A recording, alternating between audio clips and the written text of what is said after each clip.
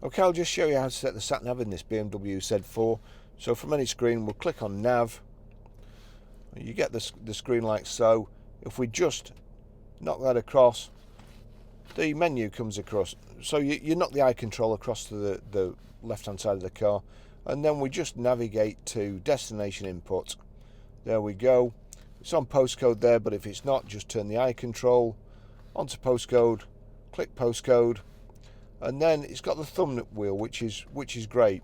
So PR, then we need numbers and symbols. So that's this one at the bottom. It's next to OK. Click on that, and then with PR5, 4, we go back to letters. Again, that's the letters one at the bottom next to the OK. You have to click OK, and then JS.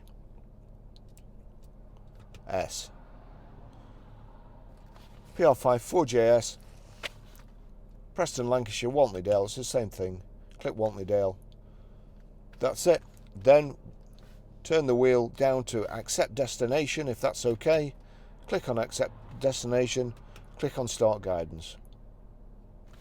Please follow the road.